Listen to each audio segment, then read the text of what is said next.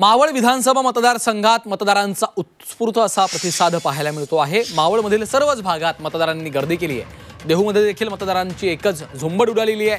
मतदार मोठ्या संख्येने मतदानासाठी बाहेर पडल्याने पोलीस प्रशासनावर देखील ताण आलेला आहे।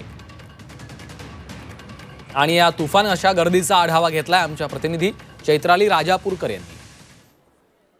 मावळ तालुक्यामध्ये विधानसभा मतदारसंघासाठी मतदानाला सुरुवात झाली। आज सकाळपासून मतदारांनी मोठा प्रतिसाद दिलेला आहे। आपण जर पाहायला गेलं तर मी आहे सध्या देहूगाव या ठिकाणी मतदारांनी मोठ्याच्या मोठ्या रांगा लावल्याचं चित्र आपल्याला पाहायला मिळत आहे।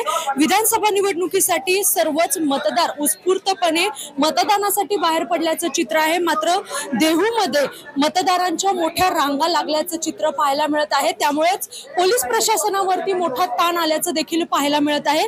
त्यासाठीच आता पोलिसांनी उपाययोजनेसाठी रांगेमध्ये उभे असलेल्या या सर्व मतदारांचं मतदान झाल्यानंतरच इतरांना सोडण्याचं जे आहे ते नियोजन केलेलं आहे। या ठिकाणी जर आपण पाहिलं तर मतदारांना बाहेर देखील मैदानामध्ये रांगा लावून उभं करण्यात आलेलं आहे। नंबरप्रमाणे या मतदारांना ज्याप्रमाणे येतील त्याप्रमाणे उभं करून मतदानाचा हक्क जो आहे तो त्यांना बजावण्यात येणार आहे। मात्र जोपर्यंत ही गर्दी कमी होत नाही तोपर्यंत पोलीस प्रशासनाकडून अशा रांगा लावून या मतदारांना जे आहे ते उभं करण्यात आलेलं आहे।